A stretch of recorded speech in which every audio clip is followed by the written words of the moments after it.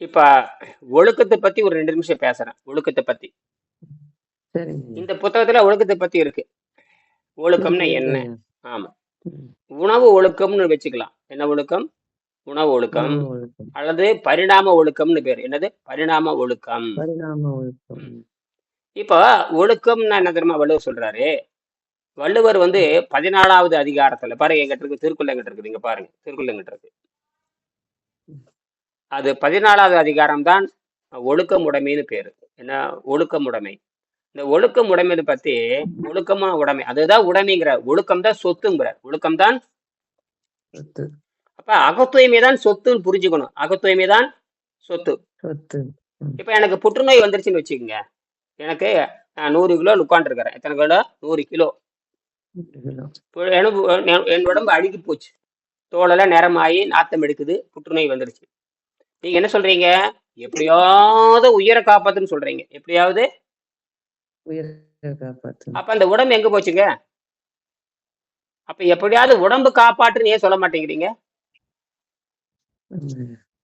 என்ன பழனிவேல்?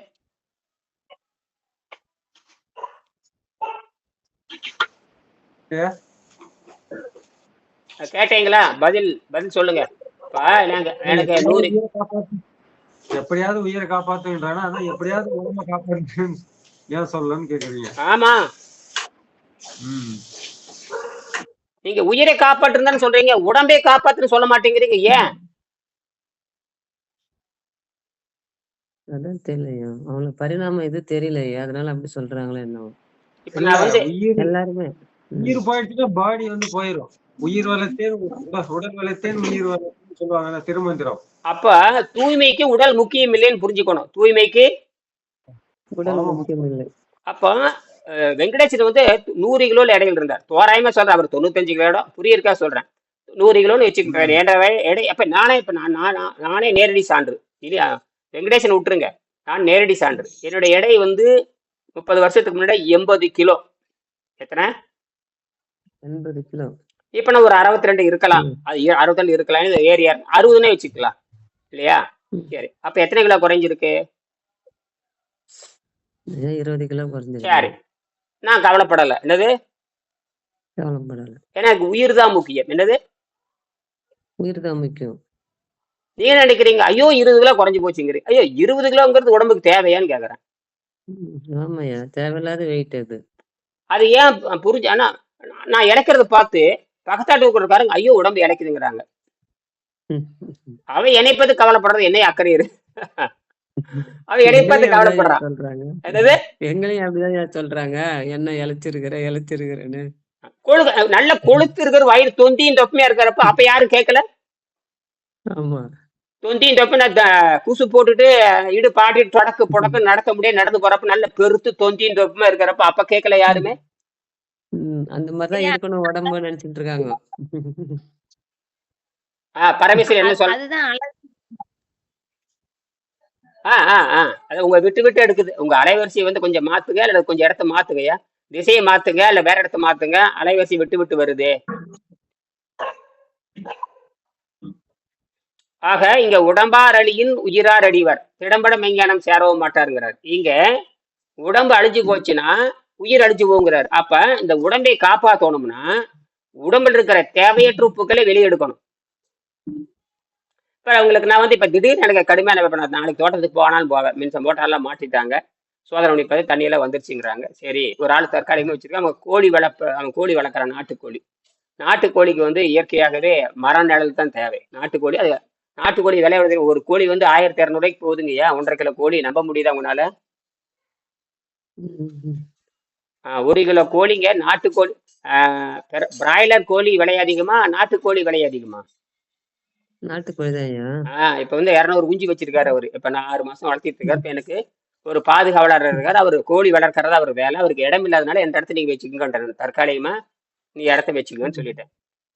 இந்த கோழி வளர்த்துட்டு நீங்க வச்சுக்கோங்க. கோழி வளர்த்துட்டு இடத்த பாத்துக்குங்க. அவ்வளவுதான். அவர் கேமராலாம் வச்சு பாத்துக்கிட்டு, ஏன்னா அந்த இடத்த அவர் நகர முடியாது. வெளியே போனாருன்னா எவனாச்சும் வந்து தூக்கி திருடிட்டு போயிடுவான். வெளியே போனானா சாராயம் போடுற வந்தான்னு வச்சுங்க. சாராயம் போடுற ஒரு கிலோ ஒரு கறி எடுத்துட்டு போனான்னு வச்சுங்க. 1.5 கிலோ சௌரியமா போச்சு. சாராயத்தை குடிச்சிட்டு வீட்டுல போய் வறுத்து போட்டு படுத்துக்குவான். இப்ப நான் அந்த இடத்துக்கு நான் போறேன்னு வச்சுக்கங்க, எனக்கு வந்து மம்டி வேலை இருக்குன்னு வச்சுக்கங்க, நான் என்ன பண்ணுவேன் தெரியுமா? சொல்லுங்க. இப்ப அங்க எனக்கு மம்டி வேலை இருக்குது, நான் மம்டிக்கு வேலை வரேன்னு சொல்லியிருக்கேன். மம்டி எல்லாம் வாங்கி வைங்க, இதுக்கெல்லாம் இருக்கு. இப்ப நாங்க மம்டி வேலை செய்ய போறேன், நான் என்ன செய்வேன்னு சொல்லுங்களேன் பாக்க. அப்ப நான் உடலை பார்ப்பேனா, அந்த வேலையை பார்ப்பேனா, இந்த யோகத்தை பார்ப்பேனா, இந்த சுத்தத்தை பார்ப்பேனா, என்ன பார்ப்பேன்? எனக்கு அந்த வேலை செஞ்சாகணும். எந்த வேலை? அங்க போய் அந்த ஒரு 10 மணி நேரம் அந்த குழி தோண்டி எல்லாம் போடணும். அப்ப நான் என்ன பண்ணுவேன்னு சொல்லுங்க. அப்ப வந்து என்ன கீர் போட்டாகணும், எக்ஸ்ட்ரா கீர். என்னது? அதான் சாதாரண உணவு கொஞ்சம் சாப்பிட்டுட்டு போவீங்க. அதுதான் நம்ம உண்மை. இயற்கை உணவு இயற்கை உணவு. ஏதோ ஒரு இயற்கை உணவு எல்லாமே அது ஒரு போண்டா, ஒரு 2 போண்டா, ஒரு டீ போடலாம் வந்துட்டு. அவ்வளவுதான். அதை போட்டு அதைத்தான் ஏற்கனவே நான் பண்ணி சொல்லியிருக்கேன். ஏற்கனவே ஒரு இரும்பு ட்ரம்மையே உடைச்சு காட்டினேன். இரும்பு ட்ரம்மையே, இந்த லாரி ட்ரம் வரும்ல, அது காஸ்டிங் அயன். அந்த வட்டமா இருக்கும், அதுதான் மொத்த எடையே அந்த ட்ரம்ல தான் உட்காந்துருக்கும். இந்த காஸ்டிங் அயன் அது போய் இங்க 10 அடி அடிச்சுன்னு வச்சுங்க, டக்கு டக்குன்னு பீஸை உடஞ்சு போயிடும். அது உருக்கி மினிட்டு வார்ப்பாங்க, அது விட்டுருங்க. இப்போ இங்கதான் வெங்கடேசன் சொல்றாரு, கடுமையான வேலை இருந்தால், என்னது கடுமையான வேலையா இருந்தால் நீங்கள் நீங்க ஒரு சப்பாத்தியும் காய்கறி சாப்பிட்டு, சப்பாத்தியும் காய்கறி இன்னைக்கு வழக்கம் போல சப்பாத்தி காய்கறி, அல்ல இட்லி காய்கறி, அல்ல சட்னி காய், ஏதோ ஒண்ணு, ரொட்டி காய்கறி, இல்ல 4 ரொட்டி தள்ளி வச்சு ஒரு காய்கறி. பணக்காரனா இருந்தா நல்ல மாடர்ன் பிரெட் வாங்கி வச்சுக்கோங்க. பிச்சைக்காரனா இருந்தா தோசையும் வெங்காயம் தின்னுக்குங்க. பிச்சைக்காரனா இருந்தா தின்னுட்டு போங்க. உங்களுக்கு யாரு வேண்டாங்க, உங்களுக்கு யாரு ஒண்ணு பெரிய நீங்க அறிவாலையா இல்ல முட்டாளா, அதெல்லாம் சமூகம் பார்த்துட்டு போகுது, நீங்களா முடிவு பண்ணிக்கணும். பணக்காரனா இருந்தா நல்ல மாசமா.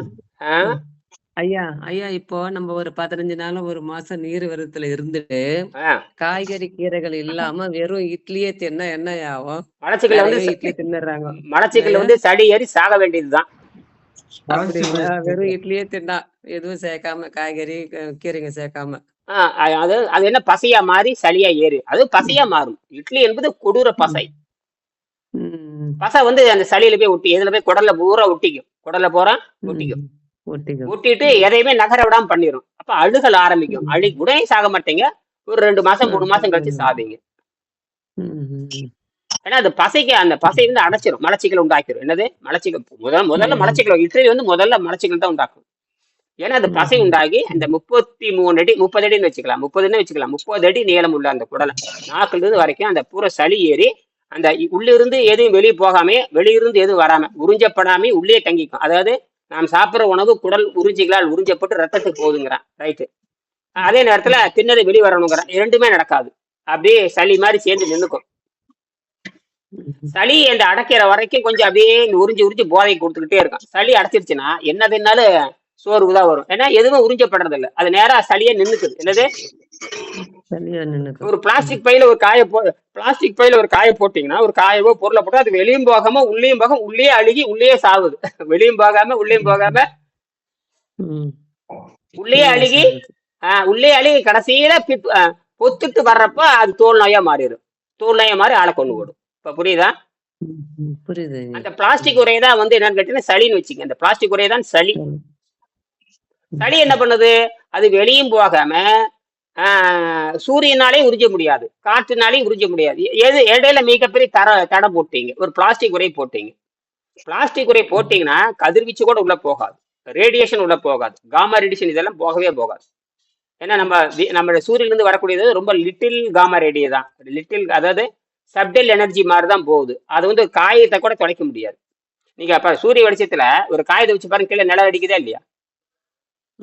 கை வச்சே நிழல் அடிக்குதா? ஒரு காயத்தை இப்படி வச்சு பார்த்தா என்ன அடிக்கும்? நிழல் அடிக்கும். அப்ப சூரிய வெளிச்சம் அந்த காயத்தை கூட தொலைக்க முடியல, காயத்தை கூட தொலைக்க முடியல. ஆனால் அதே எக்ஸ்ரேல வச்சுங்க, எக்ஸ்ரே பயங்கரமா 1 லட்சம் சூரியனுடைய கதிர் மாதிரி 1 லட்சம் மடங்கு நேரம் உள்ள விடுவாங்க.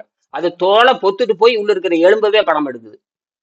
அது வந்து செயற்கையே உண்டாக்கப்பட்ட கதிர்வீச்சு, ரொம்ப ஆபத்தானது. சரியா? அப்ப உடம்பு அறகுறையும் சுத்தம் பண்ணலாம், அது முழு சுத்தமும் பண்ணலாம், அல்லது பொழுதுபோக்கா சுத்தம் பண்ணிட்டு இருக்கலாம். ஆனா நோய் வந்துட்டா, இப்ப நீங்க நோய் வந்தங்காட்டி சொன்னபடி கேக்குறீங்க. நோய் வந்தங்காட்டி சொன்னபடி கேட்கணும். பரமேஸ்வரி நோய் வந்து அவங்க படாதுபாடு பட்டாங்க. இன்னும் பிறகு இடுப்பு வலியோ புற்றுநோயோ வந்திருந்தா இந்நேரம் சொன்னபடி கேட்பாங்க, சொன்னபடி கேட்பாங்க. இப்ப இங்க ஆபீஸ்க்கு போறதுனால கொஞ்சம் தயக்கம் இருக்குது. அவங்க உடல் வந்து 6 கிலோ கரைஞ்சிருக்குது. கரைதல் என்பது என்ன? கரைதல்ல என்னப்பா, நான் வந்து 80 கிலோல இருந்து 60 கிலோ வந்திருக்கேன்னா என்னுடைய அழுக்கு கரைஞ்சி என் உயிரை தக்க வச்சுக்கிறேன், உயிரை தக்க வச்சுக்கிறேன். அப்புறம் இந்த ஒழுக்கத்தை நான் செய்யறேன். நீங்க அரைகுறையமா கூட செய்யலாம். அப்போ கடுமையான வேலை செய்கின்ற பொழுது நீங்கள் சாதாரண உணவை எடுத்துக்கொள்ளலாம். சாதாரண உணவு எடுத்துக்கொள்ளலாம். அவ்வளவுதான். நீங்க சுத்தப்படுத்துகிற வருகின்ற பொழுது அந்த சாதாரண உணவை எடுத்துக்கொண்டு வேலைகள் முடிந்த பிறகு திருப்பி நீர்ப்பயிற்சி செய்து அப்புறம் நீர்ப்பயிற்சி செய்ய சாதாரண இட்லியும் சட்னியுமே திருட்டு வேலை செய்யலாம். இட்லியும் சட்னி நேரடியாக எதுக்கு போயிடுறீங்க? வெறும் இட்லி உங்களால திங்க முடியாது. அங்கேயும் நீங்க மாட்டிக்கிறீங்க. என்னது வெறும் இட்லியும் திங்க எவ்வளவு வெறும் இட்லி திங்க முடியாது. ஏதான் எல்லாம் எந்த புடுங்கி வந்து வர இட்லி திங்க மாட்டான். பைத்தியக்காரன் கூட என்ன திங்க மாட்டான் வர இட்லிய. அவனுக்கு என்னது அவனுக்கு ருசி தேவைப்படுது. அப்ப நீங்க வந்து வெட்டி சட்னி வச்சு திங்க வேண்டியதுதான். தின்னு போட்டு நீ கடுமையான வேலை செய்யுங்க. கடுமையான வேலை செய்யணும். அப்புறம் என்ன பண்றீங்க? திருப்பியும் நீங்க நீர்ப்பயிற்சி செய்து வாயில் படிக்கிற அந்த கோலை வந்து படியும். அப்போ வந்து வேக வைத்த கீரை சாப்பிட்டு நீங்க உடச்சு விடுறீங்க. ஏன்னா நீங்க நீர்ப்பயிற்சி செய்ததுங்கிறனால நீங்க தப்பிக்க முடியும். நீர்ப்பயிற்சி தெரியாதவன் செத்தே தீரணும். என்னது மருத்துவம் என்ன சொல்லுகிறது? பொதுவாக மருத்துவம் நோய் வந்துதான் சாக வேண்டும் என்று சொல்லுகிறது. சாதாரண மருத்துவம் என்னது? சாதாரண மருத்துவம். யோக மருத்துவம் வந்து இயற்கை மரணத்தை பத்தி பேசுகிறது. யோக மருத்துவம் இயற்கை மரணம் பத்தி பேசுகிறது. இந்த புற மருத்துவம் அந்த 5ஆம் அறிவு அடிப்படை கொண்டது. வாய் ருசி. நீங்க இட்லியோட வாய் ருசி இல்லாம இட்லி எப்படி சாப்பிடுவீங்க? வாய் ருசி இல்லாம வெறும் அரிசி சோற திம்பீங்களா? தின்ன முடியாது. கீரை வேவிக்கிறீங்க. கீரை வேவிச்சா அதுல உப்பு காரம் போட்டுதான் திங்கிறீங்க. அப்புறம் அப்பவே அது குற்றமுறையதான் இருக்குது. ஆனால் தப்பிக்கிறதுக்கு இதுதான் வழி. எந்த வழி? கடுமையான வேலை செய்யறதுக்கு. இப்ப கடுமையான வேலை செய்யறப்போ இதை நீங்க தூய்மையை பத்தி பார்க்க முடியாது. வேலைதான் அங்க முக்கியம். ஆனால் வேலை முடிந்ததுக்கு அப்புறம் நீங்கள் தூய்மை செய்தீங்கன்னா தப்பிச்சுக்குவீங்க. நம்ம ரெண்டுமே செஞ்சு பார்க்கணும். இதுதான் அடிப்படை. நீங்கள் அந்த வேலையும் முக்கியம், உடம்பும் முக்கியம். அப்ப வேலை செய்யறப்ப உடம்பை கெடுத்து கொண்டு வேலை செய்யலாம். பிறகு தூய்மை செய்து உடலை நடுநிலைப்படுத்திக் கொள்ளுங்கள். இதுதான் யோகத்தினுடைய மிகப்பெரிய உச்சகட்டம். நம்ம உடம்பை எந்த சூழலுக்கும் எப்படி வேணாலும் மாற்றிக்கொள்ளலாம்னு புரியுதா? எப்படி வேணாலும் மாற்றிக்கொள்ளலாம். ஆனா இன்னைக்கு உலகம் என்ன நடக்குதுன்னா, வேலை செஞ்சா என்ன, வேலை செய்யட்டு என்ன, வயிற்று நப்பிட்டே இருறா சாப்பிடாங்கிறான். அப்படிதானே? நீ வேலைக்கு போன என்ன, வேலைக்கு போ திங்க சொல்ற பாருங்க. தெண்ட கண்ட வேலைக்கும் போறதே வெட்டிக்கு போறதுல திங்க வேண்டியது, தூங்க வேண்டியது, திங்க வேண்டியது, தூங்க வேண்டியது, சினிமா பார்க்க வேண்டியது. அப்படித்தானே வடிவேலு படத்துல அவங்க அம்மா சொல்லுவா, இப்ப நான் ஆக்கி கொட்டுறேன், திங்க வேண்டியது. ராத்திரி மேட்னி ராத்திரி செகண்ட் ஷோக்கு போறான், எம்ஜிஆர் படம்னா 100 தடவை பாக்குறான். திங்க வேண்டியது தூங்க வேண்டியது அப்படின்னு ஒரு சத்தம் போடுவான். அதே மாதிரிதான் திங்க வேண்டியது தூங்க வேண்டியது. இது என்ன வேலைக்கு போற வேலையான்னு கேக்குறேன். வேலைக்கே போகாம திங்கிறவங்க 199 பேர் இருக்கானுங்க. அது அரசாங்க ஊழியர் இருக்கானே, அவனுக்கு வேலையே கிடையாது. அரசாங்க ஊழியனுக்கு வேலையே கிடையாது. அவன் இப்போ அங்க போய் லஞ்சம் வாங்குறதான வேலை. போய் இருக்கையில் உட்காந்துக்கிறான். இந்த போய் இருக்கையில் உட்காந்துட்டு ஏச்சிக்கிட்டு பணத்தை வாங்கிட்டு தண்ணி போட்டு சாராயத்து போட்டு குடும்பத்தை ரகலை பண்றதுதான் இப்ப இருக்கிற 180 பேர் இதான் பண்றாங்க. 110 பேர் தான் அரசு ஊழியர் ஒழுக்கமா இருப்பான். 110 பேர் தான். 110 பேர் தான். அது இயற்கை. அது அப்படித்தான். அவன் கொஞ்சம் நீதி நேர்மைக்கு கட்டுப்படுத்தவன். காமராசர் மாதிரி. யாரு? காமராஜர் மாதிரி. அப்புறம் லால் பகதூர் சாஸ்திரி மாதிரி. இவங்கெல்லாம் கொஞ்சம் நேரு மாதிரி கொஞ்சம் நேர்மையானவங்க. நேரு. அப்புறம் பூரா திருட்டு முண்டங்கள் தான். மந்திரியே திருடும் பொழுது அரசு ஊழியர் திருடாம இருப்பானா? மந்திரியா எதுக்கு சொல்றேன்னா, இந்த ஒழுக்கம். இப்ப நம்ம ஒரு அமைச்சரை பார்த்து ஒழுக்கமானவன் நீங்க சொல்லிட முடியுமா? நீங்க இந்த 50 ஆண்டுல நீங்க அவனுக்கு ஓட்டு போட்டிருப்பீங்க. என்ன பேர் வழி இல்லாம. ஆனால் நம்ம ஒழுக்கணும்னாலும் சொல்ல முடியுமா? அத்தனை கொள்ளையடிச்சு எனக்கு அவன் வாங்குறது 1 லட்சம் ரூபாய் சம்பளம். 1 லட்ச ரூபாய் சம்பளத்தை வாங்கிட்டு 10 கோடியில் வீடு 1 லட்ச ரூபாய் சம்பளத்தை வாங்கிட்டு 10 கோடியில் எப்படி வீடு கட்ட முடியும்? 1 லட்சம் சம்பளம் வாங்கிட்டு 5 கோடி ரூபாய் கார் வாங்குறான். 1 லட்ச ரூபாய் சம்பளத்தை வாங்கிட்டு 5 கோடி ரூபாய் கார் வச்சிருக்கிறான். 10 கையால் வச்சிருக்கிறான். தினம் ஒரு நாளைக்கு 100 லிட்டர் பெட்ரோல் அடிக்கிறான். இதுக்குள்ள பணம் எங்க இருந்து வருது? 1 லட்சம் என்னத்துக்காக? ஒரு பொண்ணாக்கும் ஆகாது. ஆனா என்ன வச்சிருக்கிறான்? 300 கோடிக்கு சொத்து வச்சிருக்கிறான். 10,000 ஏக்கரா வச்சிருக்கிறான். தனியா என்னென்னமோ வண்டி வாகனம் வச்சிருக்கான். நினைச்சா 15 கார் வச்சிருக்கான். ஒரு கார் இல்ல. எத்தனை கார்? 15 கார் வச்சிருக்கான். வாங்குறதோ 1 லட்ச ரூபாய் சம்பளம். 1 லட்சம் சம்பளம் வச்சுட்டு 15 கார் எங்க? 15 டிரைவர் எங்க? 3000 ஏக்கரா பூமி எங்க? என்னது? அப்ப இதுல என்ன எங்க இருந்து? அவனை எவனாவது கேக்குறீங்களா கேள்வி? எவனாச்சும் ஒருத்தன் கஷ்டப்பட்டு சம்பாரிச்சு சின்ன ஒரு 5 லட்சத்துக்கு வீடு கட்டினாலும் அவனை போய் 7 வேலு கேக்குறீங்க. இந்த 1 லட்ச ரூபாய் வாங்கிட்டு 100 கோடி பணம் வச்சிருக்கான். அவன் யாராவது கேக்குறீங்களா? யாரும் கேட்கறதில்ல. அப்படித்தானே பழனி? சரி. ஐயா ஆ? அதான் நீங்க ஏதோ வண்டியில போயிட்டு இருக்கிறீங்க. ம், ம். சரி, இந்த ஒழுக்கமுடைமை பத்தி நம்ம எங்க சொல்றோம்? நீங்க எங்க படிச்சிருக்கிறீங்க? பரமேஸ்வரி, ஒழுக்கத்தை பத்தி இந்த புத்தகத்துல எங்க படிச்சீங்க சொல்லுங்க. ஒழுக்கத்தை பத்தி எங்க படிச்சிருக்கிறீங்க சொல்லுங்க.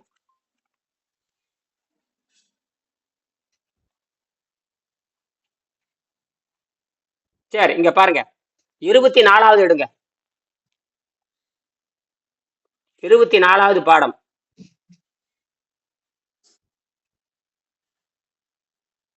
பக்கம் 158. 58 ஐயா. சரி, கிட்ட இங்க ஒழுக்கம் விடுப்பம் தரலான் 14வது அதிகாரத்துல இந்த இது புத்தகத்துல இருக்கு. அது இந்த இந்த இந்த பாடத்துல இருக்கு. நீங்க கண்டுபிடிச்சு மத்தியானம் பேசுறது கண்டுபிடிச்சு சொல்லுங்க. அந்த ஒழுக்கம்னு என்னன்னு விளக்கம் சொல்லியிருப்பாரு. இப்பதான் ஒழுக்கத்தை பத்தி நான் பேசினேன். இப்ப இங்க இந்த குறள், இது எங்கிட்ட திருக்குறள் இருக்குது. இதுல வந்து 10 குறள் இருக்குது. 14வது அதிகாரத்துல 14வது அதிகாரம் 10 குறள் இருக்குது. 9 குறளுக்கு என்ன சொல்லியிருப்பாரு தெரியுமா? 9 குறள் இருக்குது, 10 குறள் இருக்குது. 9 குறளுக்கு வந்து ஒழுக்கத்தின் சிறப்பை சொல்லுவாரே தவிர ஒழுக்கம்னு என்னன்னு சொல்ல மாட்டார். ஒழுக்கம்னா என்னன்னு சொல்லாம ஒழுக்கத்தின் சிறப்பு சொல்லுவார். 9 குறள் வரைக்கும் ஒழுக்கத்தின் சிறப்பு சொல்லுவார். 10 குறள்ல 9 குறளுக்கு அது ஒழுக்கமா இருந்தால் என்னென்ன சிறப்பு உண்டாகும் சொல்லி போட்டு 10வது குறள்ல மட்டும்தான் ஒழுக்கம்னு என்னன்னு சொல்லுவார். ஏப்பா ஒழுக்கம்னு அவ்வளவு சிறப்புடைய கடைசியில 10வது குறள் என்ன சொல்லுவார் கேட்டீங்கன்னா, உலகத்தோடு ஒட்ட ஒழுகல் பல கற்றும் கல்லார் அறிவில்லார்பார். அதாவது நிறைய அறிவு கற்று இருந்தாலும் கூட நீ உலகத்தோடு ஒத்து போகணும்னு சொல்றாரு. உலகத்தோடு ஒத்து போகணும்ங்கிறார். உலகத்தோடு ஒத்து போகலினா நிறைய கற்று இருந்தாலும் பயன் இல்லைங்கிறாரு. அப்ப எதோடு ஒத்து போக சொல்றாரு? உலகத்தோடு ஒத்து போன்னு சொல்றாரு. இப்போ உலகம்னா ரெண்டா எல்லாமே ரெண்டா பிரிச்சு பார்க்கணும். இப்ப நன்மைன்னு சொன்னா அதுக்கு எதிரானது எது? மேடுன்னு சொன்னா பள்ளம். வெளிச்சம்னா இருட்டு. இப்படி 2 இருக்கா இல்லையா? எல்லாத்துலயும் 2 இருக்கும். அப்படித்தானே? அதான் உண்மை. இப்போ வள்ளுவர் சொல்றாரு, நிறைய படிச்சிருந்தாலும் உலகத்தோடு ஒத்துப்போன்னு சொல்றாரு. நீங்க என்ன புரிஞ்சுக்குவீங்க? எந்த உலகத்தோடு நிறைய படிச்சிருந்தாலும் உலகத்தோட ஒத்துப்போன்னு சொல்றாரு. அப்ப நீங்க என்ன புரிஞ்சுக்கணும்? 2 உலகத்தை பிரிக்கணும். என்னது? என்ன 2 உலகமா பிரிப்பீங்க? ஒரு உலகத்தை சொல்லுங்க. நம்ம இயற்கை இயற்கை உலகம், இன்னொன்னு சாதாரண உணவு தின்ற ஒரு உலகம். அப்ப எதுல நீங்க போவீங்க? இயற்கை உணவு வரணும். இப்ப இதுக்குதான் என்னதுமா வள்ளுவர் சொல்றாரு, இந்த உலகத்தோடு ஒட்ட ஒழுகல் பல கற்றும் கல்லார் அறிவிலாருங்கிறாரு. நீ உலகத்தோடு ஒத்து போகணும். யாருன்னு கேட்டீங்கன்னா, நிறைய படித்திருந்தாலும் உலகத்தோடு ஒத்து போகவில்லை என்று சொன்னால் நீ படித்திருந்து பயனில்லைங்கிறாரு. சரி, இப்ப நீங்க என்ன சொல்லிட்டீங்க?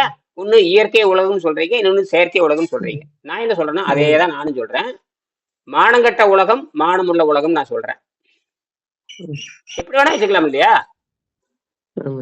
அல்லது தீய உலகம், இன்னொன்னு நல்ல உலகம் வச்சுக்கலாம். இப்படி வச்சுக்கலாம். ஒழுக்கம் இல்லாத உலகம், ஒழுக்கம் உள்ள உலகம், இப்படி வச்சுக்கலாமா? சொல்றான். இன்னொன்னு சொல்றான், பண்பு இல்லாத உலகம், இன்னொன்னு பண்பு உடைய உலகம், அப்படி வச்சுக்கலாமா? ஏன்னா உங்களுக்கு பிரச்சனை அதிகம், அதனால உண்மை பேசுறீங்க.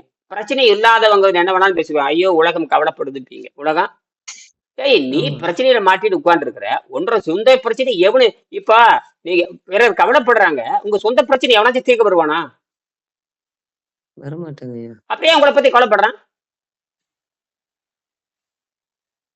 உங்க வீட்டுல அடிதடி நடக்குது, சண்டை நடக்குது, யாரும் நோயில படுத்திருக்காங்க, ஒரு 10 நாள் ஒரு கிழவர் சாக போறாரு, என்னமோ நடக்குது, எவ்வளவு துன்பம் இருக்குது, இன்பம் இருக்குது, உங்க வீட்டுல கலை எல்லாமே நடக்குது. அதெல்லாம் ரோட்ல வர வந்து தீர்த்து வைப்படான்னு கேக்குறேன். இருக்க மாட்டாங்க. ஆனா அவன் உங்களை பார்த்து கவலைப்படுறான். தெரியல எதுக்கு கவலைப்படுறாங்க. அப்ப நீங்க இடம் கொடுக்குறீங்க அங்க. அவனாரு உங்களை சொல்றதுக்கு? அவனாரு யார் சொல்றது? உங்க பிரச்சனையா இருந்தாலும் உங்க பிரச்சனையா இருந்தா உங்க பிரச்சனையா இருந்தா கூட, மனம் சம்பந்தமான பிரச்சனையா இருந்தா கூட உங்க பையன் தீர்வு சொல்ல முடியாது.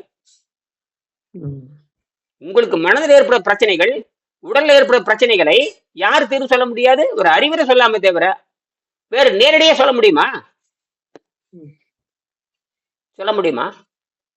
முடியாது. அதுதான் அதுதான். அப்ப நான் விஷயத்துக்கு வரேன். இந்த இடத்துல அந்த 14வது அதிகாரத்துல கடைசி பாடல்ல சொல்றாரு, ஒழுக்கம் ஒழுக்கம் என்ன தெரியுமா? அதாவது உலகத்தோடு ஒட்ட ஒழுகல் பல கற்றும் கல்லார் அறிவிலார். நீ நிறைய கற்றிருந்தாலும் கூட நீ உலகத்தோடு ஒத்து போகவில்லை என்று சொன்னால், ஓடுற ஓட்டத்தோடு ஓடலினா நீ அறிவில்லைங்கிறார். அப்படிதான். ஆனா இங்க பாருங்க, விளக்கம் சொல்றேன். உலகத்தோடு ஒட்ட ஒழுகல் 158.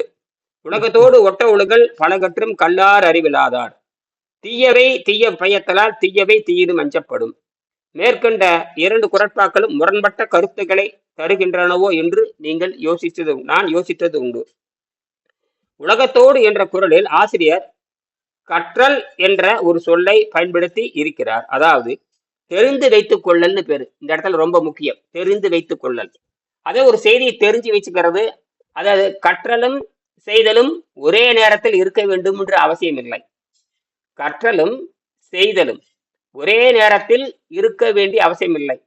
கற்றுக்கொண்டு பிறகு ஏதோ ஒரு நாளைக்கு பயன்படுத்தலாம்.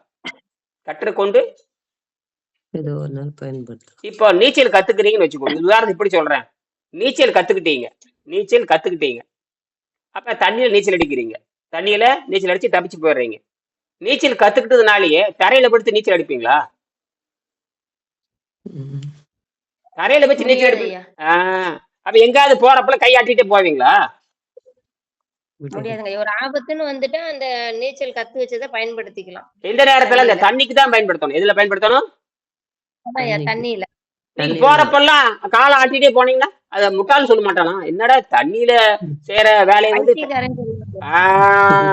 அதுதான் இங்க. பைத்தியக்காரன்.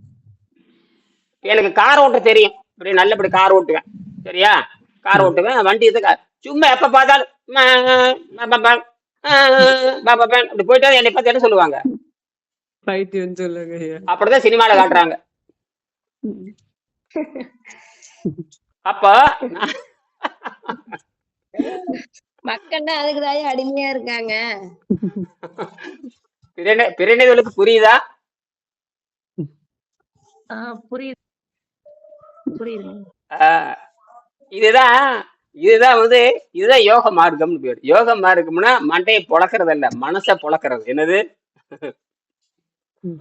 மனசை இதெல்லாம் வளர்க்கறது ஐயா. மனசு பொழக்கிறதுதான். இப்ப நாம என்ன பண்ற, மனத்தில் இருக்கிற அழுக்கையில நீக்கிறது தான். சரி, அதெல்லாம் இருக்கட்டும். இதெல்லாம் இப்ப நான் போறேன். இப்ப போறப்ப இப்ப இட்லியும் தோசை ரெடி பண்ண இப்ப நானே என்ன கடைக்கு போய் நான் ஏங்க என்னமோ வடிவல் சொல்றாங்க, தோசை சுடுறவனுக்கு ஆளை சுட தெரியாதுங்கிற மாதிரி. சுட தெரியாது, தோசை சுடாம ஆளை சுட தெரியாதுங்கிற மாதிரி. கடையில போய் 10 ரூபாய்க்கு இந்த புளிச்ச மாவு ஒண்ணு கொடுப்ப. கேட்டா புளிச்ச மாவு ஒண்ணு வச்சிருப்ப. கேட்டா பானுமதி மாவு ருக்குமணி மாவுன்னு விற்கிறான். என்னது? பானுமதி மாவு, ருக்குமணி மாவு, வளர்மதி மாவு. ஆமா, அந்த மாவை தின்னா நல்லா மதி வளரும். அந்த மாவை தின்னா வளர்மதி மாவுன்னு போட்டிருக்கிறான். அதாவது வளர்கின்ற அறிவாம். அது மாவை தின்னா நல்லா வளரும். எங்கேயாவது உணவு தின்னு அறிவு வளருமா? படிச்ச அறிவு வருமா? உணவு தின்னு? இதுக்கு பதில் சொல்லுங்க. படிச்ச அறிவு வருமா? இட்லி தின்னு அறிவு வருமா? படிச்சாதான் வரும். அப்புறம் இட்லி தின்னுட்டு அறிவு வரலன்னு சொல்றீங்க. ம். அப்ப இட்லி திங்கிறதுக்குலாம் அறிவு வரணும் இல்ல? இட்லி திங்கிறதுக்குலாம் வரல. அறிவு வளரும். இங்கதான் படித்தல் என்பதை வரை திங்கறத பத்தியே பேசிட்டு படிக்கிறத விட்டுறான். அப்ப நீங்க என்ன பண்றீங்க? இப்ப பிரச்சனையா மாட்டிட்டீங்கன்னா எங்கிட்ட சிக்கிட்டீங்க நீங்க. இப்ப ஏன் நீங்க டாக்டர்கிட்ட போறீங்க? டாக்டரே எவனோ வைத்திட்டு ஏன் போறீங்கன்னு சிக்கல்ல மாட்டிட்டு வைத்தியம் பிரச்சனைக்கு போறான். அவங்களை போட்டு கொண்டு அப்படி கொண்டா இப்படி கொண்டா, பணத்தை கொடு, காசு கொடு, தினாவான்னு சொல்லிட்டே இருக்கான். அதே மாதிரிதான் நானும் உங்களோட மனதிற்கான மருத்துவம். இது மனமும் உடலும் செய்கிற எளிய பயிற்சி மாதிரி. இது கிரியா யோகன் பேரு. நீங்க இப்படி செய்கின்ற பொழுது நீங்கள் உங்களைத்தான் கவனித்துக் கொள்ள வேண்டுமே தவிர, ரோட்ல போறவன் மாமன் மச்சான் லொட்டு லூசு அவனுக்கு வைத்த விடிய இருந்தா அவன் மூடிட்டு போயிடுவான். அவனுக்கு வைத்த விடிய வந்தா அதே மாதிரி நீங்களும் அவனை பத்தி கேள்வி கேட்க கூடாது. நீங்களும் அவனை பத்தி அவன் எப்படி உங்களுக்கு கேள்வி கேட்க கூடாது நினைக்கிறானோ அதே மாதிரி நீங்களும் கேள்வி அப்ப நீங்க கம்முனல இருக்கணும். நீங்க கேள்வி கேட்டங்கிறது அவன் திருப்பி ஒண்ணு கேட்கறான். அப்ப நீங்க காயப்படுத்துறீங்களா அவனா? வேண்டாம் இப்படி இருக்கிற ஏன் அப்படி நீங்க மட்டும் கேள்வி கேட்கறீங்க? அவன் திருப்பி நல்ல வேலைக்கு வர சொல்றாயா? அவங்க உடம்பு முடியாம இருக்கறனால நாங்க நல்லது நினைக்கிறோம். அது இப்பதானே, அவங்கதான் இதுக்கு இப்பதாங்க ஐயா, இப்பதானே இந்த 20 நாளா தானே. இதுக்கு முன்னாண்ட நீங்களும் தான் கேள்வி கிண்டல் பண்ணிட்டு இருந்தீங்க. ஆமா உண்மைதான் ஐயா. ஐயா உண்மைதான். அதை சொல்லுங்க. இதுக்கு முன்னாடி நானும் அப்படித்தான் பண்ணிட்டு இருந்தேன்னு சொல்லுங்க. ஆமா இனி ஆமாய்யா. இனியனும் அப்படித்தான், இளங்கோவன் அப்படித்தான்.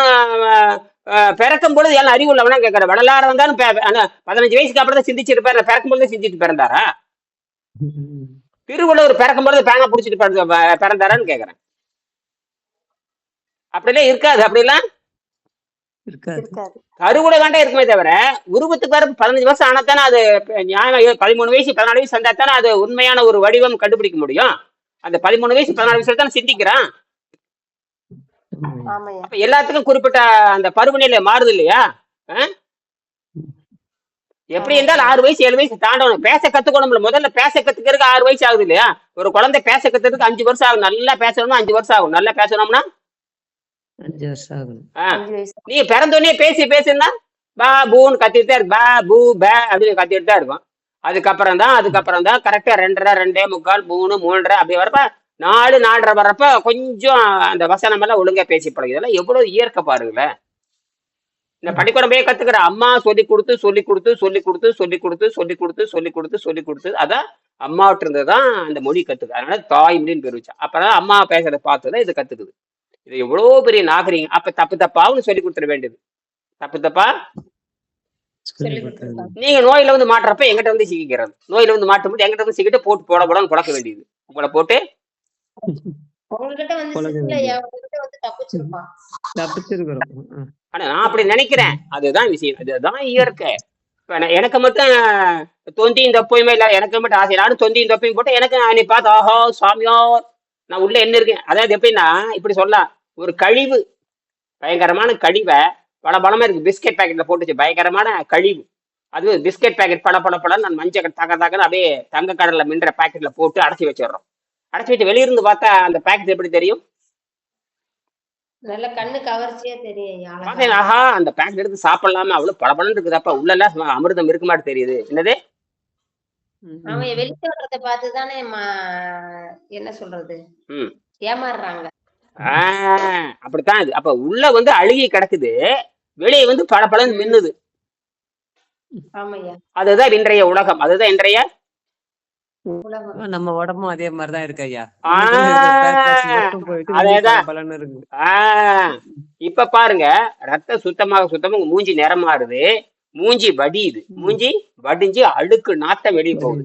அப்ப நாற்றம் வெளியே போறதுங்கிறது வெளியே இருக்கிற அந்த முண்டங்களுக்கு தெரியாது. வெளியே இருக்கிற முண்டங்களுக்கு தெரியாதுய்யா. அந்த முண்டை என்ன பண்ணுது? ஓ இவனுக்கு சக்கரை நோய் வந்துருச்சு, இவன் கற்பனை பண்ணிக்கிறான். என்னது? ஐயோ இவனுக்கு புற்றுநோய் வந்துருச்சு, உடனே அவன் வைத்தியரா மாறிடுறான். யாரு? உங்களை பாக்குற கோமாளி எல்லாம் வைத்தியனா மாறிடுறான். பாக்குற கோமாளி ஏதோ நல்ல ஆஸ்பத்திரியில போய் பாரு, எல்லாம் நல்லா. அதான் அவன் சொல்றப்போ ஏதாவது நல்ல ஆஸ்பத்திரியில போய் பாருங்கிறான். இனிமே இவன் ஆஸ்பத்திரிக்கு போகாத மாதிரி நம்மளை பார்த்து என்ன சொல்றான்? நல்ல ஆஸ்பத்திரியா போகணும். சரி அவர் சொல்ற அப்படிதான் சொல்றாங்க. இருங்க அப்படி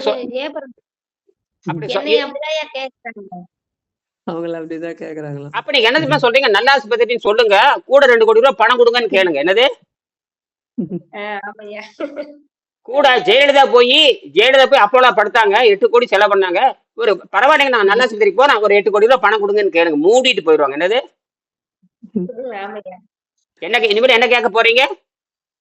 8 கோடி 8 ரூபாய் கூட கொடுக்க மாட்டாங்க. அப்ப ஏன் பதில் பேசுறீங்க? அப்ப என்ன சொல்றீங்கன்னா, சரி நல்ல ஆஸ்பத்திரி போறவங்க பணம் ஒரு 8 கோடி கொடுங்கன்னு கேளுங்க, மூடிட்டு போயிடுவான். என்னது? ஆமாய்யா, அப்படிதான் கேக்குறது நாங்க. அப்படிதான் கேளு. நீ நல்லா ஏங்க வாயில சொல்றவனுக்கு எனக்கு நல்ல புடவை காட்டு, நல்ல கடைக்கு போ, நல்ல கடைக்கு நான் வாங்குறது தெரியும், நல்ல கடைக்கு போற நல்ல கடைக்கு போகுன்னு சொல்றவன் எதை கொடுக்கணும்? பொருளை கொடுக்கணுமே இல்லையா? ஆமா. அறிவுரை என்பது யாரு வேணும் சொல்லாம, அறிவுரை என்பது யாரு வேணாலும் கொடுக்கலாம் பாக்கல, கையெடுத்து கொடுக்கலாம் பாக்கல, கொடுக்க மாட்டான். இதெல்லாம் நீங்க புரிஞ்சுக்கணும். அதே மாதிரி நீங்களும் கேள்வி கேட்கக்கூடாது. நல்ல ஆஸ்பத்திரி நீங்களும் சொல்லக்கூடாது. நீங்க அப்படித்தானே சொல்லிட்டு இருந்தீங்க, திருப்பி அவன் கேட்கறான். இடையில பார்த்து நல்ல ஆஸ்பத்திரி யாரும் சொல்றதே இல்லை. 20 வருஷம் யாரும் சொல்றதே இல்லையே. எங்க வீட்டுக்காரே சொல்ல மாட்டேன். என்னது தெரியும் என்ன பேசினா குறும்பு அடி உழுகும், அல்லது அடியெல்லாம் உழுகாது, வாய் சொற்கள் பயங்கரமா உழுகும். வாய் சொற்கள் இதே புத்தகத்தை எடுத்துக்குவேன். என்னது எங்க வீட்டுக்காரே இந்த புத்தகம் தான் வச்சு பேசுவேன். இந்த புத்தகத்தை எடுத்தாவே கம்முன்னு வாய முடியும். இந்த புத்தகத்தை எடுத்தாவே வாய் மூட்டு நம்மளே இப்படி எல்லாம் வாழும் தலை மேல போட்டுருக்கு இல்லையா? ஆஹ் இத காமிச்ச உடனே கீழே ஒரு கை, மேல ஒரு கை, பின்னாடி ஒரு கை, 3 கை இல்ல 2 கை தான் இருக்குது. அப்ப இன்னொரு கை பின்னாடி இருக்குது இல்லையா, அதுக்கு இடம் இல்ல. நம்மளே இந்த வழிக்கு வர சொல்லிட்டா என்ன பண்றதுன்னு பயந்துகிட்டு கம்முன்னு போயிருவாங்க. ஏங்க அப்படித்தான் அப்படித்தான் அப்படித்தான் அப்படித்தான். இதுதான். அப்ப இங்கதான் சொல்லி முடிக்கிற நேரம் ஆகுது. மேற்கண்ட 2 குறட்பாக்களும் உலகத்தோடு ஒட்ட ஒழுகல் பலகற்றும் கல்லார் அறிவிலார். அப்புறம் தீயவை தீய பயத்தலால் தீயவை தீயின்னு மஞ்சப்படும். மேற்கண்ட 2 குறட்பாக்களும் முரண்பட்டதாக தோன்றினாலும் நான் யோசித்தது உண்டு. குறளில் ஆசிரியர் கற்றல் என்ற சொல்லுக்கு பயன்படுத்தி இருக்கிறார். அதாவது தெரிந்து வைத்துக் கொள்ளல் என்ற பொருளை மட்டுமே அதற்கு விளக்கமாக நாம் செய்ய முடியும். தெரிந்து வைத்துக் கொள்வதும் பின்பற்றுவதும் ஒன்றாக இருக்க வேண்டும் என்ற அவசியம் இல்லை. சரியா? திருவள்ளுவர் எல்லோரையுமே தவ நோக்கம் கொண்டவர்களாக பார்க்கிறார். திருவள்ளுவர் நினைக்கிற எல்லாரும் தவ நோக்கம் உடையவர்களாக அவர் பார்வை அப்படியா இருக்குது. நான் எல்லாரும் தூய்மைப்படுத்தணும், எல்லாரும் நீர்மடுத்ததுக்கு என்னோட பார்வை இல்லையா? திருவள்ளுவர் சொல்றாரு எல்லாரும் உலகத்தில் இருக்கிற 800 கோடி மக்களும் தவ நோக்கு உடையவர் என்று பார்க்கிறார். அவர் உயர்ந்த பார்வை அது. ஆனா நீங்க என்ன பண்றீங்க? சூழலுக்கு தகுந்த மாதிரி மாற்றுறீங்க. அது மாத்திக்கலாம், ஒன்றும் தப்பு இல்லை. மாத்திட்டு மீண்டும் எங்க வரணும்? அந்த உயர் நோக்கத்துக்கு வரணும். அதை நான் சொல்ல வரேன். நீங்கள் நீச்சல் கற்றுக்கொள்ளுங்கள், ஆனால் அந்த தண்ணீர் இருக்கும் இடத்துல மட்டும் நீச்சல் அடியுங்கன்னு சொல்றேன். தண்ணீர் இருக்கிற இடத்துல மட்டும் தப்பிச்சு போறதுக்கு அப்ப மட்டும் நீச்சலை பயன்படுத்துங்க. அந்த நேரத்தில் நீச்சல் தெரியல, நீங்க செத்தீங்கன்னு அர்த்தம். தேவைப்படும் போது பயன்படுத்திக்கலாம். அததான் சொல்றேன். சரி. திருவள்ளுவர் எல்லோரையும் தவநோக்கமுடையவராக கருதுகிறார். இது அவருடைய எண்ணம். துறந்தார்க்கு துப்புரவு வேண்டி மறந்தார்கள் மற்ற அவர்கள் தவம் என்று குறளில் வெளிப்படை. துறவிகளை சுத்தமானவர்கள் என்று உயர்த்தி காட்டுவதற்காக இல்லறத்தார் தவத்தை மறந்தார்களா? அதாவது அவர்களை தூய்மையானவர்கள் என்று காட்டுவதற்காகவே நீங்கள் ஏன் தூய்மை செய்ய மறந்தீர்கள் அதுக்காக அவனை தூய்மைன்னு சொல்றீங்களா? அப்ப நீ என்ன பண்ணிருக்கணும்? தூய்மைப்படுத்தி இருக்கணும். ஏன் பண்ணலன்னு கேக்குறாரு. ஏன் என்னை தூய்மையானு சொல்ற நீங்க என்ன பண்ணணும்? அந்த இதை கத்துக்கிட்டு நம்மளும் அதை பண்ணணும். ஆமா, அதை விட்டு போட்டு இணையன் மட்டும் இனியன் மட்டும் தூய்மையானவர், இனியன் மட்டும் தூய்மையானவர், திருவள்ளுவர் தூய்மையானவர், இப்படி பேசிட்டே இருந்தீங்கன்னா நீங்க எப்ப தூய்மை அடைய போறீங்க? அதனால எந்த பிரயோஜனமும் இல்லையா? இதை சூழலுக்கு தந்தவர் நீங்க மாத்திக்கணும். நீங்க ஒரு தீய உலகத்துல உட்காந்துருக்கிறீங்க. அதாவது இந்த மலம்ங்கிற மலமும் பளபளப்பு காகிதம் சொல்ற மாதிரி அந்த உதாரணம் உள்ள மலம். ஒரு படத்துல கூட வடிவேலு மருத்துவரா இருக்கிறப்போ, சாமி சிறுநீர் இந்த பாத்துக்கோ, ரத்தம் எல்லாம் பாத்துக்கோ, அப்புறம் மலை டெஸ்ட் எடுக்கணுமே, அது நிறைய கொண்டு வந்துட்டியா அப்படின்பா. என்ன கொண்டு வந்துட்டேங்க சாமி? நீங்க இதெல்லாம் கொடுத்துட்ட சாமி, நீங்க அதை கேட்டீங்கன்னா தர முடிய சாமி, பொட்டனம் கட்டி எடுத்துட்டு வந்துடும்பா. மலத்தை என்ன பண்ணிருப்பான்? பொட்டனம் கட்டி எடுத்திருப்பான். சாமி நீங்க திடீர்னு கேட்டீங்கன்னா தர முடியாது, நீங்க அப்பப்ப தேவைக்கு அப்பப்ப எடுத்து பயன்படுத்தும்பா. இன்னும் கேளுங்க சாமி, கேட்டீங்கன்னா பார்சல் அனுப்புறீம்பா. என்னது பார்சல் அனுப்புறேன். அந்த படம் பாத்தீங்களா இல்லையா? காமெடி நிறைய நீங்க பாக்குறீங்க ஐயா. அதெல்லாம் இருக்கு. ஒரு ஊத்தாப்பம் 16 பக்கம் நெய், இந்த பக்கமா அந்த சைடு திருப்பி 16 கரண்டி நெய். ஆமா, உள் சைடா ஒரு 10 கரண்டி, வெளி சைடா ஒரு 10 கரண்டி ஊத்தி அப்படியே புத்தனாப்புல அப்படி ஒரு பரட்டை, இப்படி ஒரு பரட்டை, அப்படியே கம்மகம்னு தூக்கிட்டு வா.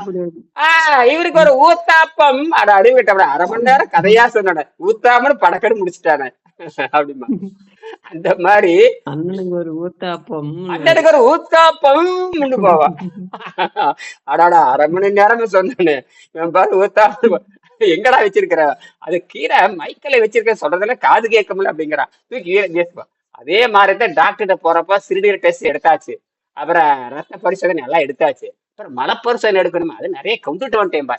என்ன கொண்டு வந்திருக்கேன்? மேல போட்டது சாமி மேல மேல வச்சிருக்க பாருங்க, நீங்க வேணும்னா அப்பப்ப எடுத்து செக் பண்ணுங்க, இன்னொரு வேணா கூரியர்ல அனுப்புறீம்பா. அதே மாதிரிதான் இது உலகம். என்னது கூரியர்ல மலை ஐயோனே. அந்த மாதிரிதான் திருவள்ளுவர் எல்லோரையும் தவநோக்கம் கொண்டவராக பார்க்கிறார் இல்லையா? துறவிகளை சுத்தமானவர் என்று உயர்த்தி காட்டுவதற்காக இளரத்தார் தவத்தை மறந்தார்களா என்று வள்ளுவர் வினா எழுப்புகிறார். அப்படிப்பட்ட தவசிகள் தனித்து வாழவே விரும்புவார்கள். என்னது விரும்புவார்கள்? அததான் தனித்திருன்னு பேரு. என்னது தனித்திரு?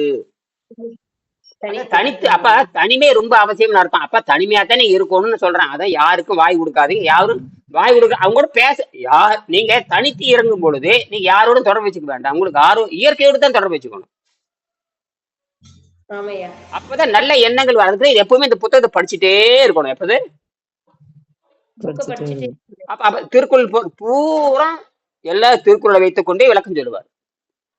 ஏன்னா காலத்தால் நிலைத்து நிற்கின்ற காலத்தால் உலகமே காந்தியடிகள் கூட இந்த சைவ சித்தாந்தவாதிகள், அவர் காந்தியடிகள் இருக்கிறப்போ சைவ சித்தாந்தவாதிகள் போய் அவரை போய் சந்திச்சு பேசும்பொழுது அவர் சொல்றாரு, திருக்குறள் இருக்கிறதே மிகப்பெரிய அற்புதமான ஒரு அறநூல், அது வாழ்க்கை நூல். நான் உண்மையாலுமே நான் அந்த தமிழ்நாட்டுல பிறந்து இந்த திருக்குறளை படிச்சாதான் எனக்கு மோட்சமே கிடைக்கும். நான் உண்மையாலுமே இன்னொரு ஜென்மம் இருக்குமானால் நான் தமிழ்நாட்டில் பிறந்து தமிழ் பேச கற்று நான் திருக்குறளை கற்க வேண்டும் சொல்லியிருக்காரு. என்னது அப்படித்தான் எல்லாரும் சொல்றாங்க. எடுத்து படிச்சு பாருங்க. காந்திக்கு அறிவுரை தந்ததே திருக்குறள் தான். காந்திக்கு அதாவது இன்னா செய்தாரை உறுத்தல் அவர்னான நன்னையும் செய்துவிடன் ஒரு குறள் அவர் ரொம்ப கடுமையா பாதிச்சிருக்காரு. அதாவது ஒருத்தர் நம்மளுக்கு கெடுதல் செய்யறான்னு வச்சுக்கோங்க. ஒரு எனக்கு கெடுதல் செய்யறான்னா அவனுக்கு நன்மை செய்து அவனை திருத்துங்கிறாரு. இது எப்படி சாத்தியம்? எப்படி சாத்தியம்? அதான் நம்ம கெடுதல் பண்ணாங்கன்னா அவங்களுக்கு நல்லது பண்ணும்போது ஆட்டோமேட்டிக்கா அவங்க மனசு மாறும். ஐயா தப்பு செஞ்சு நமக்கு நல்லது பண்ணிருக்கான். அதத்தான் வள்ளுவர் சொல்றத காந்திஜினால சகித்துக் கொள்ள முடியல. இவ்வளவு பெரிய உயர்ந்த நாகரிகம் எங்கே இருக்கிறது? அது திருக்குறள் இருக்கிறது அப்படின்னு தெரிஞ்சுக்கிட்டு எனக்கு ஒரு மறுபிறவி இருக்குமானால் நான் தமிழ்நாட்டுல தமிழனாக பிறக்க வேண்டும் அப்படின்னு அவர் பதிவு பண்ணியிருக்காரு. இதெல்லாம் காரணம் இந்த திருக்குறள் கிட்டத்தட்ட ஒரு 50 நாடுகளுக்கு அப்பவே போயிடுது. ரஷ்யாவுக்கு போயிடுது, எல்லா நாடுகளுக்கும் போயிடுச்சு. திருக்குறள் எல்லா நாட்டிலும் மொழிபெயர்க்க ஆரம்பிச்சிட்டாங்க. ஜெர்மன்ல கிட்டத்தட்ட 60க்கு மேற்பட்ட மொழிகளில் 60-70க்கு மேற்பட்ட மொழிகளில் பைபிளுக்கு அடுத்தபடியாக என்னது பைபிளுக்கு அடுத்தபடியாக அதிக மொழிகளில் மொழிபெயர்க்கப்பட்ட ஒரே நூல் திருக்குறள் மட்டும்தான். அதை படிச்சு பார்த்தா டால்ஸ்டாய் எழுதுறாரு. டால்ஸ்டாய்னு ஒரு ரஷ்ய எழுத்தாளர், சிந்தனையாளர் டால்ஸ்டாய். டால்ஸ்டாய்க்கும் காந்தியடிகளுக்கு நெருங்கிய நட்பு. அவரு ரஷ்யா, இவர் இந்தியா. இவரு அகிம்சை பத்தி பேசுறாரு. யாரு? காந்தியடிகள். அவரு சிந்தனை பத்தி பேசுறாரு. அவரு ரஷ்ய மொழியில திருக்குறளை படிக்கிறார். யாரு? இந்த டால்ஸ்டாய் ரஷ்ய மொழியில திருக்குறளை அப்பவே படிக்கிறார். படிச்சு அந்த கருத்தை காந்தியடிகள் கடிதம் எழுதுறது. இவரு காந்தியடிகள் இந்த டால்ஸ்டாய் ரஷ்யால இருந்து கடிதம் வந்துச்சுன்னா ரொம்ப ஆர்வமா படிப்பாரு. ஏன்னா நம்ம நண்பர் டால்ஸ்டாய் எழுதுறாருன்னு பார்த்தோன்னே அவர் பார்த்தா புல்லரிக்குது. என்னடா பயங்கரமா கருத்தெல்லாம் இருக்கு, நம்மளால ஜீரணித்துக் கொள்ளவே முடியல, இவ்வளவு அறநூல்கள் ஒழுக்கமான செய்திகள் எழுதுறாரு அப்படின்னு அவர் திருப்பி பதில் கேட்டா அவர் சொல்றாரு, எல்லாம் உங்க நாட்டில இருந்து வரக்கூடிய ஒரு குறள் ஒண்ணு இருக்குது, அந்த குறளை பார்த்துதான் நான் எழுதுறேங்கிறாரு. அப்பதான் அவர் கேட்கிறார், அப்படி குறளா, அது எங்கே இருக்குன்னு அவர் கேட்கிறாரு. என்னது? அவர் சொல்றாரு தமிழ்நாட்டில் இருக்குதுன்னு சொன்னாரு. அப்ப குபீர்னு அவருக்கு அடி வாங்குது. அடாடா, தமிழ்நாட்டில இருக்குது, அதான் திருக்குறள் அவர் எழுதுறாரு. அதுக்கா இந்த மாதிரி கடித போக்குவரத்து எழுதுகின்ற பொழுது நான் தமிழ்நாட்டிலிருந்து திருக்குறள் என்ற நூல் இருக்கிறது, எங்க நாட்டில் அதை ரஷ்ய மொழியில் மொழிபெயர்த்து வச்சிருக்கிறோம், அதை படித்துத்தான் உங்களுக்கு நான் கடிதம் எழுதுறேங்கிறது. அப்பதான் அவர் ஞானமே பிறக்குது. நம்ம தமிழனாக பிறக்காம போயிட்டோமே, என்னது அப்படின்னு தமிழ் பேச வர்றாங்க பாருங்க, அவங்ககிட்ட சொல்லி அனுப்பிச்சிருக்காரு. நான் எனக்கு ஒரு ஜென்மம் இருந்தால் நான் திருக்குறளை படிப்பதற்காகவே என்னவா பிறக்கணும்? ஆனா அவர் குஜராத்தி மொழி பேசுறவர். குஜராத்தில ஒரு புடலங்காய், குஜராத்தி மொழியில எந்த மொழியிலும் திருக்குறள் மாதிரி கிடையவே கிடையாது, இங்க எழுதவே முடியாது அவனாலையும். இதுதான் சரி, நான் நிறைய செய்யறேன். இதெல்லாம் இதெல்லாம் நம்ம ஊர்கா மாதிரி பயன்படுத்தி போயிட்டே இருக்க வேண்டியதுதான். ஊர்கா மாதிரி திருக்குறளை படி, தேவாரத்தை படி, திருவாசகத்தை படி, இங்கிலீஷை படி, டால்ஸ்டாய் படி, இங்கிலீஷ்ல இருக்கிற ஷேக்ஸ்பியர் நாவல் படி. யார் படிக்க வேணாம்னு சொல்றாங்க? அமெரிக்கால இருக்கிறத படி. அமெரிக்கால தத்துவ ஞானி இருக்காங்க, ஜெர்மன்ல கன்ஃபியூசியஸ் ஒருத்தர் இருக்கார், சைனாக்காரர். அவர் திருக்குறள் மாதிரியே பேசுவார். அவர் கரெக்டா திருவள்ளுவர் வாழ்ந்த காலத்துல கன்ஃபியூசியஸ் மதம்னு ஒண்ணு இருக்கு. அப்புறம் புத்த மதம் தான் இருக்கு, கன்ஃபியூசியஸ் மதம்னு ஒண்ணு இருக்கு. ஆனா ரொம்ப குறைந்த ஆள் தான் இருப்பாங்க. என்னது?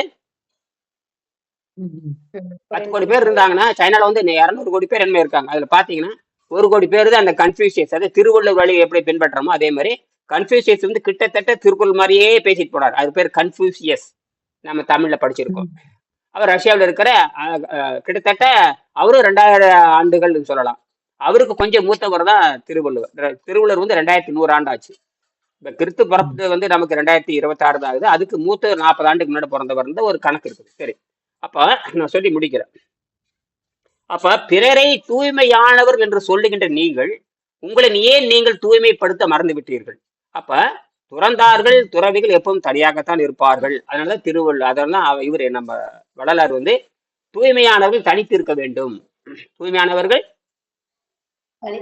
அப்ப நீங்க தூய்மை செய்கின்றவர்கள் எப்படி இருக்கணும்? அதான் அந்த தான் இப்ப சொல்றேன். இத இப்ப எத்தனை பக்கம் நல்லா படிங்க. எத்தனை பக்கம்? 158 பக்கம் நல்லா படிங்க. 158 பக்கம் படிங்க. படிச்சுட்டு மத்தியானம் பேசுறேன். அது பாரு 2 பக்கம் தான் இருக்கு. 2 பக்கம் தான். என்னது? 2 பக்கம் தான். பல தடவை படிச்சுட்டு இன்னைக்கு மத்தியானம் அதை பத்தியே பேசுவோம். வச்சிடலாம்? வச்சுட்டுங்களா? நன்றி. சரிங்க. நன்றி ஐயா.